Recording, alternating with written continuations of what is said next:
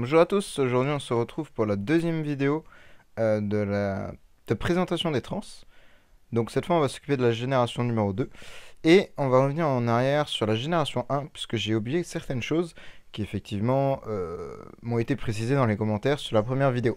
Donc effectivement c'est vrai que je n'ai absolument pas parlé des stones à utiliser sur les héros, ni des empreintes Void. Il est vrai, je n'ai pas pensé à faire ça. Euh, Du coup, je vais le faire. Voilà. Donc pour Xia en vitesse, en stone, pardon, on va utiliser vitesse attaque pour le PVP globalement. Pour le PVE plus global, plus général, on va utiliser du crit damage attaque ou du HD attaque attaque. HD c'est holy damage, pardon, excuse-moi, dégâts sacrés en français. Voilà, ce sont les deux meilleurs stones pour SFX. Voilà. Plus tard dans le jeu, une attaque-attaque pour tenant, ce sera très bien aussi. Mais bon, ça c'est plus tard. SQH, globalement, pour quasiment tous les modes de jeu, ça va être du speed attack aussi. Ou du crit ou HD attaque-attaque, comme SFX pour le SL. Globalement, speed attack, ça marche très bien. Ça va juste dépendre de certains setups. J'ai peut-être parlé aussi des Enable Void en même temps. Je vais faire comme ça par perso. Pour PvP, ou même plus globalement, généralement, SFX, on va jouer souvent DR crit damage. C'est le truc le plus global. Après, certains modes comme le SL peuvent différencier. Enfin, on peut utiliser d'autres choses. Mais voilà. Globalement, je vais faire quelque chose d'assez général. Je vais pas m'attarder sur les modes et compagnie. SQH, ça va être plus du DR armure avec soit de l'immune control, soit du bloc. Ça va dépendre de comment vous voulez la jouer. Alors, évidemment, si vous voulez la jouer plus DPS, bah, vous changez, mais voilà. Globalement, c'est ce qu'on utilise assez bien sur SQH. Sur ATD, alors ATD, c'est un petit peu particulier. Les stones, généralement, vu qu'on l'utilise comme un vrai tenant ou soit comme un gros DPS, ça peut être soit speed attack, comme j'ai dit pour PvP, généralement, ou speed HP même, soit un vrai truc dégâts crit damage full DPS en mode on arrache tout. Et certaines fois, on peut même aller chercher du dégâts talent carrément. C'est un des rares persos où la stone dégâts talent est vraiment bien. Mais voilà, globalement, ça peut être ça. Et dans les Void Imprint, alors là, ça va être plus. Ça va dépendre des modes vraiment. Mais sinon, je pense que du crit damage DR, ça marche très bien sur lui. Globalement, on est bon. SWJ, on va être sur une bonne stone speed attack également. Et une stone crit damage ou attaque attaque. Pour les modes comme le PvE, etc. Pour speed attack, toujours pour le PvP évidemment. Et dans les Emerald Void, on va être sur du DR armure et CI, enfin CI c'est control immunity pardon, ou ouais j'allais dire de l'holy damage, ça peut se faire pour rendre un petit peu le truc offensif malgré tout. Mais globalement quand il est pas main house, quand c'est un personnage qui est juste là pour cesser, on veut vraiment qu'il tank pour qu'il soit le plus longtemps en vie et qu'il cesse le plus longtemps. Donc des enables défensives. FQV. Alors FQV, pareil, ça va dépendre de comment vous la jouez également, mais généralement PvP et Speed Attack, ça marche très bien. Alors, il y a certaines personnes qui utilisent Speed Heal Effect, je crois. Enfin, ouais, effet de soin. Ça reste. Enfin, soin, c'est du coup. Ça reste ok, mais globalement, Speed Attack pour la plupart des modes, ça reste très très bien. Sinon, pour le PvE, SE et compagnie, on va être sur du crit damage. Et en troisième pierre, si vraiment vous en voulez une troisième, ce sera attaque-attaque globalement. Voilà. En Void Imprint, ça va être du DR crit damage ou quelque chose de plus défensif, crit damage, non, DR, armure, immune control ou holy damage. Voilà. Ça peut faire plusieurs builds différents. Après, voilà. Globalement, le perso doit rester en vie également. Donc, des enable tanky, ça reste très très bien. Aspen, on va être sur quelque chose comme toujours la vitesse également, speed attack. Quasiment sur tous les trans en speed attack, c'est une des meilleures stones, hein. Et surtout sur Aspen, ça va être très très vrai parce que même dans les modes PvE, bah, on veut qu'il soit rapide. Donc en fait, on va globalement utiliser qu'une seule pierre. Après, effectivement, plus tard, quand vous allez avancer dans le jeu, une crit damage, ça peut être très très bien pour lui. Ça peut être phénoménal même.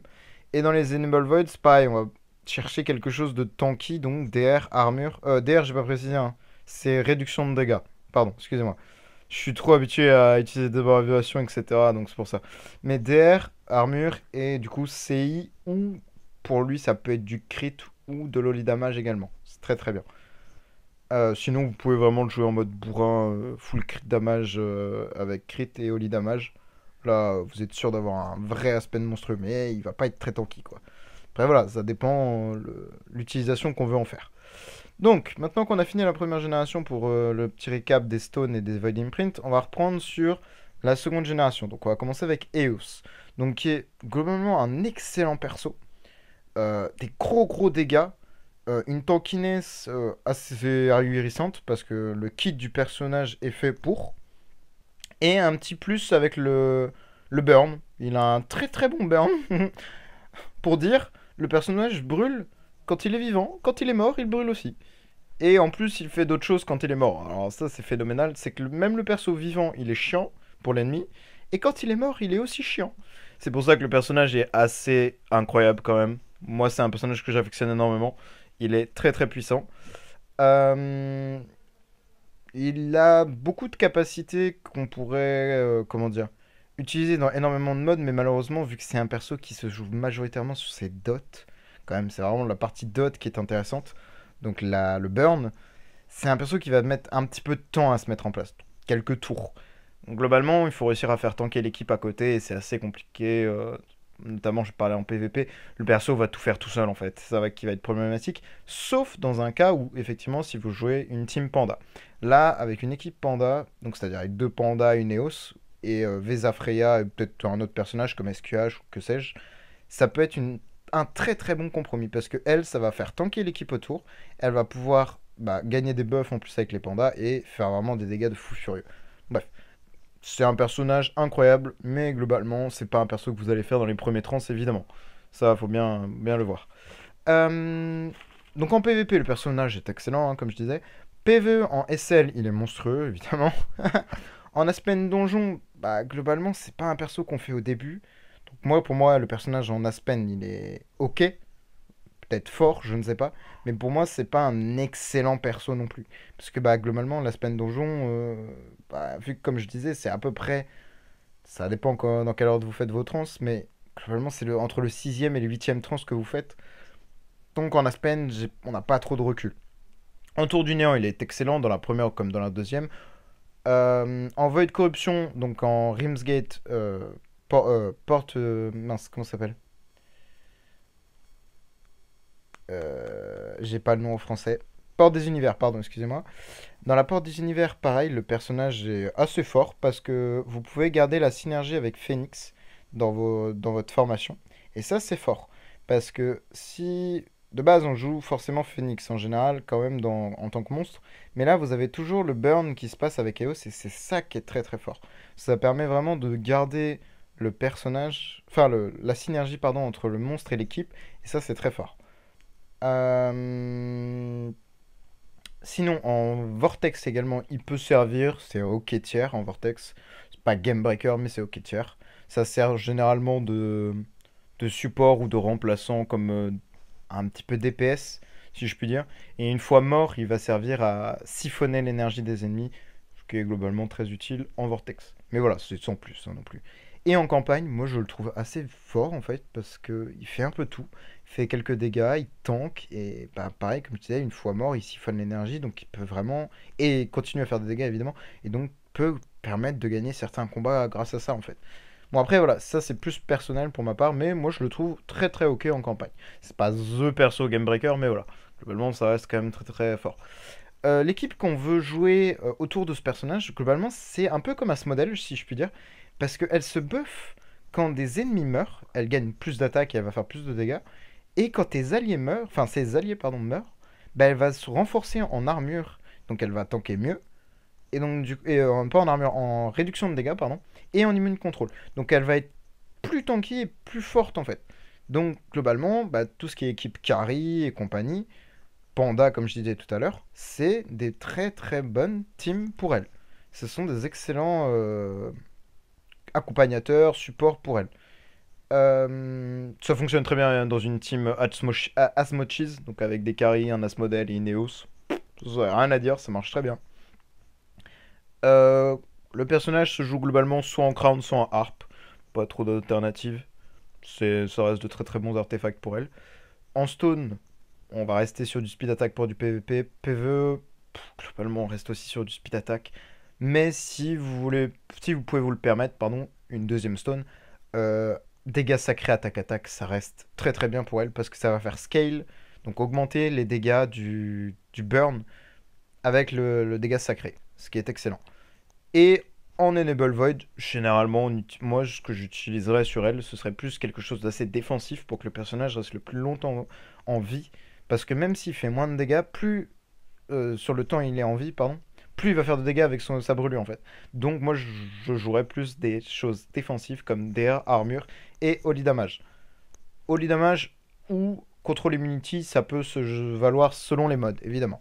Maintenant, on va passer à Holmès Young, donc le Sai. Donc lui, il est un peu spécial. Parce que depuis le début, je n'ai absolument pas parlé du tri d'origine, malheureusement, parce que c'est quelque chose de beaucoup trop late game, malheureusement. Mais là, comme c'est la génération numéro 2, bah, certains personnages dépendent énormément de ces choses-là, et bah, si j'en parle pas, c'est... Bon, voilà. Globalement, c'est un peu dommage. Parce que le perso fonctionne vraiment avec ses sublis et son corps, en fait. C'est horrible, mais voilà. Globalement, le perso reste très intéressant, hein. En PvP, il est très très fort. Il a, il a un dot également de poison qui est excellent. Euh, Dans certaines équipes de PvP, il est très fort aussi. Mais il a un petit bonus, c'est sur son ulti, il a un petit pourcentage de chance de... je sais plus le nom, j'ai pas le nom en anglais de comment ça s'appelle, attendez. Euh, c'est ça, c'est perpétuel je sais pas comment. Oh non, c'est peut-être pas ça, attendez. Je sais plus. Si, je crois que c'est ça, hein, c'est le Discorder, hein. Ouais, c'est ça. C'est cette petite chose-là qui permet en fait de rendre l'ennemi incapable d'attaquer. Ce qui est assez fort, hein, évidemment. Et c'est l'ennemi le plus fort, évidemment. Sinon, ce serait pas drôle. Donc en fait, le personnage main house en face ne peut ni attaquer, que ce soit basic attack, ulti, ni lancer ses passifs qui sont liés au personnage ou à l'environnement. Donc ça, c'est excellent. Et avec le corps, évidemment, ça rend le personnage encore plus attractif parce que il gagne comment ça s'appelle, des potions avec ce jeu, enfin des potions, une synergie pardon avec ce petit truc là qui permet de bloquer l'ennemi. Et également, il renforce ses alliés. Dès qu'ils se font toucher, ils gagnent enfin, de l'armure, gagnent de l'attaque, et il les soigne. Donc vraiment, le corps est vraiment game breaker sur ce personnage, et vraiment très très intéressant. Mais voilà, ça reste quelque chose de très late game. Honnêtement, c'est pas un perso qu'on crée également tout de suite, un peu comme à l'image de Eos. Donc voilà. En PvP, comme je disais, le personnage est excellent, il est très très fort, surtout dans certaines équipes. On verra après. En PvE, SL, honnêtement, bah, ça se joue avec une SFX pour faire les SL, ça se fait, hein, globalement, ça s'utilise. Pas The perso non plus, mais voilà. Aspen Donjon, bah, vu que c'est un perso qu'on fait très très tard dans le jeu, bah, honnêtement, je n'ai aucun retour sur le personnage. Globalement, c'est un transcende quand même, donc il fait quand même un peu de dégâts, donc je pense qu'en Aspen, il est ok tiers. Pas en purgatoire en tout cas, mais en Aspen mort, je pense qu'il est ok. C'est pas game breaker non plus. En tour, il est ok, parce que ça permet de bloquer certains personnages quand ils sont vraiment très forts, donc ça reste très fort.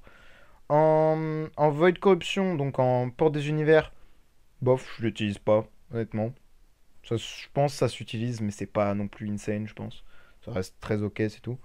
En Vortex, ça peut s'utiliser, pas en Vanquisher évidemment, en Dominator, si vous n'avez pas forcément de corps. Si vous n'avez le choix que d'un seul corps, généralement celui d'SWJ et d'Olmes, et ben on peut allier le tout en prenant celui juste d'Olmes en fait, parce que c'est faisable avec le corps d'Olmes. Parce que, bah, comme je disais tout à l'heure, il donne beaucoup de choses et il permet de faire quand même le Vortex en aidant votre équipe à gagner. Globalement, hein. C'est vraiment résumé en gros, mais voilà, c'est avec le corps que le perso en Dom est intéressant. Sinon, sans corps, bof, bof. En campagne, le perso est vraiment god tier avec son corps, évidemment, encore une fois. Comme j'ai dit, c'est voilà, campagne du vide, c'est vraiment quelque chose qui est très intéressant pour lui. Parce que le corps a vraiment une utilité phénoménale pour l'équipe, en fait. Ça permet de faire survivre les alliés, etc. Donc c'est très fort. En PvP, l'équipe qui l'entoure le mieux, bah, c'est globalement une team avec Azrael et des carries, hein, parce que c'est toujours autour du corps. C'est ça le problème. Mais sinon, si vous avez une équipe globale qui a juste besoin d'un peu plus de tankiness, etc., et que vous recherchez bah, ça, bah, c'est globalement son corps et le personnage qui va vous l'apporter, quoi. Le perso peut se jouer avec une crown, maybe le Purple Fan. Donc le Purple Fan, c'est un nouvel artefact qui a été, enfin, qu'ils ont sorti au Black Friday, là. Là, celui-ci, le petit Purple Fan, là. Honnêtement, ça se joue bien, je pense, avec ça, hein. C'est peut-être Crown qui rend le mieux, je pense. C'est pas, je pense, c'est même sûr, parce qu'on l'a testé. Ça rend globalement mieux. Mais ça peut se jouer si vous n'en avez pas. Bon, évidemment, si vous avez un Purple Fan, c'est généralement pas un artefact pareil qu'on fait au tout début du jeu. Mais bref. Ensuite, MFF. Non, mince, j'ai pas fait les stones, excusez-moi. Donc, Speed HP, HP, HP, pour lui, c'est très très bien. Quel que soit le mode, hein. Et pareil, dans les Animal Void, bah, vous allez chercher quelque chose qui permet de faire tanker le perso et survivre le perso dans le temps. Donc, réduction de dégâts, armure et CI, enfin, contrôle immunity ou bloc à la limite. Ensuite, MFF. Donc là, on arrive sur des personnages intéressants. Donc c'est un excellent support. Globalement, dans tous les modes, le perso est incroyable. Il permet de protéger vos alliés, de leur donner de la tankiness, de l'attaque. Euh, Franchement, le perso est complet. Il a même un petit dot. Il fait un petit peu de dégâts. Bon, c'est pas phénoménal non plus, mais il fait un petit peu de dégâts. Le personnage est vraiment très très bien. Et meilleur support, je pense, du jeu qu'on a actuellement. En tout cas en trans. PVP, il est excellent. En PVE, SL, il est excellent. Excusez-moi. En SL, il est vraiment excellent parce qu'avec Vesa, ça fait un très très bon mélange. En rajoutant les pandas et Nilivia, vous avez une excellente team pour faire le SL. Et ça, c'est fort. En Aspen, bah, comme j'ai dit, c'est un perso qu'on fait pas tout de suite, donc je n'ai pas trop de retour sur l'Aspen. Je pense que c'est ok tiers. Vu les dégâts qu'il inflige et qu'elle tank quand même pas trop mal, vu son kit, c'est ok. En tour du néant, c'est très fort parce que ça permet de faire suivre vos alliés, donc voilà, hein, globalement ça reste très très fort. En Void Corruption, enfin en Void Corruption, en Port des Univers, c'est très très fort également. Pareil, toujours dans la même idée de faire survivre ses alliés et également de. Voilà, vous avez possiblement, si vous n'avez pas EOS, comme je disais tout à l'heure, bah vu qu'elle a un dot de poison, ce que vous pouvez utiliser, c'est le serpent, hein, finalement. Ce qui vous fera toujours garder cette synergie sur vos ultis de vos personnages. Ensuite, qu'est-ce qu'on a d'autre sur MFF? Ah oui, le Vortex, ça reste un très bon porteur de DB qui va vous donner un peu d'attaque et un peu de réduction de dégâts. Donc pour le Dom, même Vanquisher, ça reste très très bien. C'est pas le perso qu'on va faire en Vanquisher généralement, sauf si vous faites une Vesa Freya en premier trans, enfin dans les deux premiers trans. Mais voilà, globalement, en Dominator, ça reste un très bon perso quand même. En campagne, c'est un excellent perso. Y a rien à dire. Porteur de DB avec un sustain pareil, franchement, excellent perso. Globalement, un perso qu'on enlève presque jamais. À part peut-être dans les derniers niveaux, vraiment où ça commence à être compliqué, qu'il faut peut-être plus de support DPS, vraiment un truc qui aide à faire plus de dégâts. Mais globalement, si vous avez justement, on revient au subli encore une fois, c'est souvent les derniers personnages qui consomment le plus de sublimation. Les sublis rendent le personnage très intéressant également. Mais bref. Les personnages, comme je disais, qui peuvent s'accorder avec elle, bah, globalement, c'est les persos qui font le SL avec elle, hein. Donc Vesa, Panda, Elevia, euh, Rogan à la limite aussi. Ça, ce sont des personnages qui vont très très bien ensemble, puisque bah, ils pourront aller loin dans le SL. Même dans le Void, non, ça marche toujours très bien. PVP, Panda, pareil, ça marche très bien aussi. Donc voilà. Le personnage se joue généralement DB, Crown. Moi j'ai une préférence pour la DB. Bon, Crown ça reste très très bien aussi, hein, parce que ça fait tanker le personnage à la mort. Truc qui est increvable. Mais voilà. Speed HP, Speed Attack en stone en général. Bon, ça varie pas trop. Si c'est un tenant, on va aller chercher une attaque-attaque quand même pour certains modes, mais globalement ça se joue Speed Attack, Speed HP. Et les Enable Void, bah franchement là on veut vraiment un truc tanky, donc comme Olmes, on va avoir du réduction de dégâts, armure, bloc ou immune contrôle, hein. C'est vraiment the perso qu'on veut qui reste en vie, hein. Ensuite, Mokman. Mokhtar, Monsieur Mokhtar. Donc, c'est un des meilleurs DPS du jeu actuel, pour l'instant, hein. Sublimation comprise, évidemment. Le perso est juste monstrueusement puissant.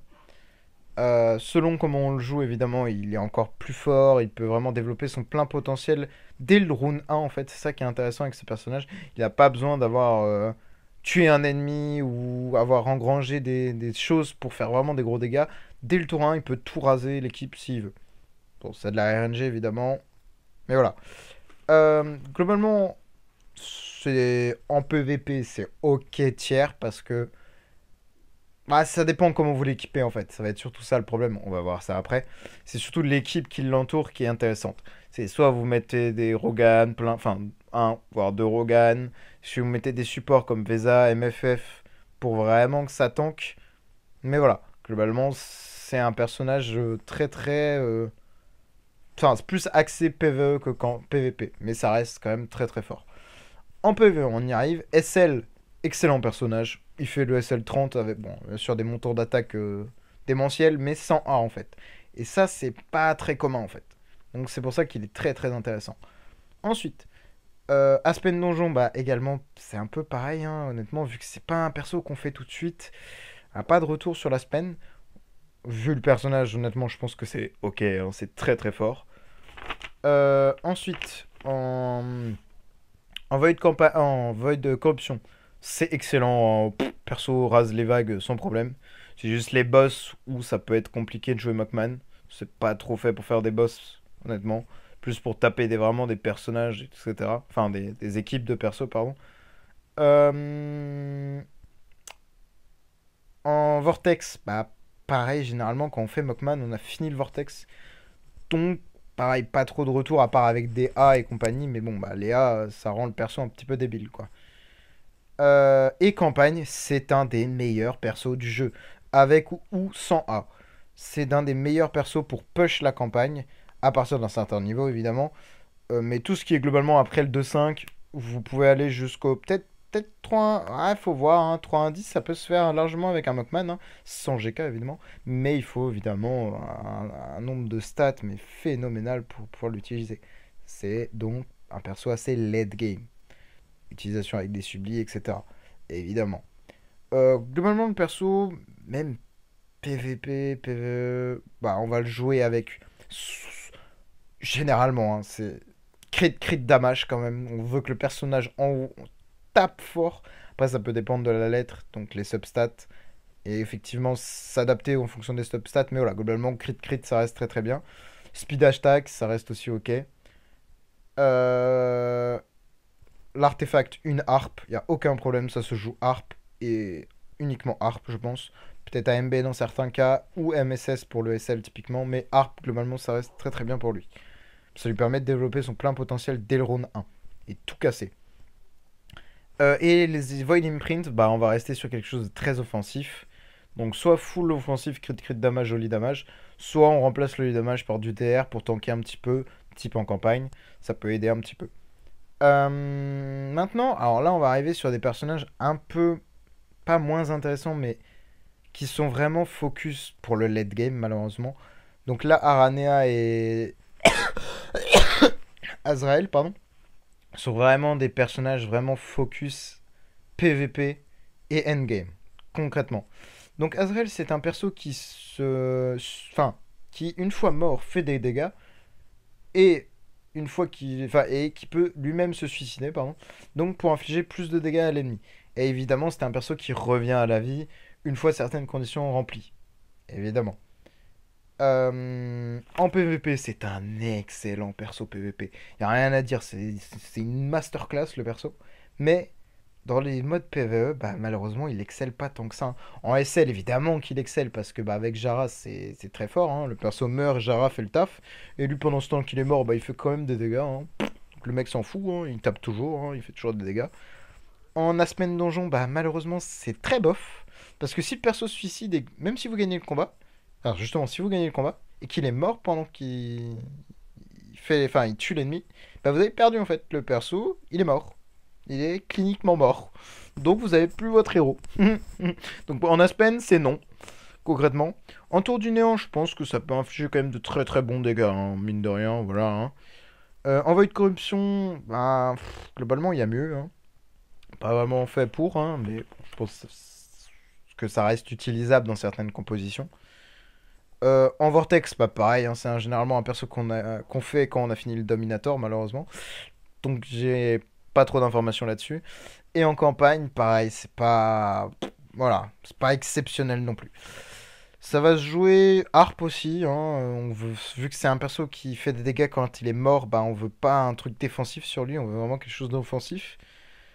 Ça va surtout s'entourer avec un Holmes Core, évidemment, des carries, une SDE également, parce que ça va bien ensemble tout ça. Voilà, globalement, ça s'entoure d'une équipe pour faire du PVP, quoi, pas du PVE. Les stones, bah, on est sur du speed attack ou HD attack. Donc Loli Damage peut bien scale sur lui. Et les Enable Void, bah. Y a pas grand chose d'intéressant, je pense, vu que c'est un perso qu'on veut suicide et qui fait des bons dégâts, on va jouer des Enable vraiment offensives sur lui, pas vraiment des choses défensives. Donc plus des dégâts purs, Holy Damage et compagnie. Euh, et voilà. Globalement, il n'y a rien de plus à dire sur lui. C'est malheureux un peu, mais bah, c'est les persos qui nous sortent, hein. De toute façon, ce sont des persos ultra late game qu'on n'utilise vraiment pas au début du jeu, quoi. Ils sont très beaux, mais ils sont pas très utiles, malheureusement. Et on est un peu... Bon, quoique, BQA, à la limite, elle a quand même des utilités, parce que c'est un très bon healer. Mais voilà, je pense que... Voilà, ce sont des personnages qu'on fait vraiment late game. Donc BQA, qu'est-ce que c'est? C'est un trimprêtre qui fait des heals et qui a un petit burn. Petit, c'est un trans, hein, donc méfiez-vous, ça tape quand même, hein, évidemment. En PvP, c'est excellent, hein, c'est très très fort dans certaines compos, c'est juste insane. En PvE, bah voilà, c'est encore là, hein. En SL, évidemment que c'est fort, parce que bah, c'est le seul moyen de faire les SL30 de toute façon, hein, globalement, hein. En aspect de donjon, bah, comme je disais tout à l'heure, bah, c'est un personnage qui n'a jamais été testé en fait dedans parce qu'il est sorti beaucoup trop tard, hein.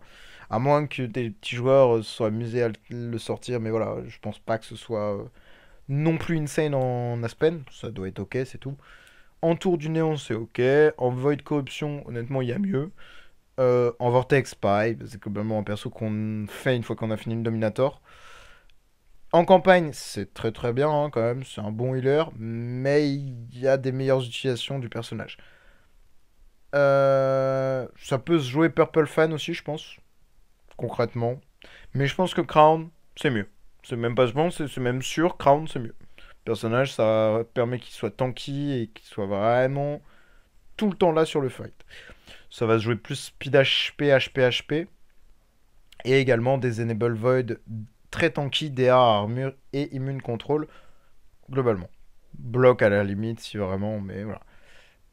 Et bah, malheureusement, les persos qui l'entourent, là c'est un peu vide, parce que... Enfin, vide. Je n'ai pas assez testé le personnage et assez expérimenté le héros pour dire qu'est-ce qui serait bien à entourer Aranea, malheureusement. Puisque c'était un perso assez récent et on n'a pas tellement de choses sur le personnage pour le moment. Ça va être un peu comme DTV, malheureusement. Vu que c'est la troisième génération qui commence et c'est assez récent pour le moment. On n'a pas de giga retour. En PvP, uniquement les derniers personnages, par contre, sont excellents, hein. Il n'y a rien à dire, hein.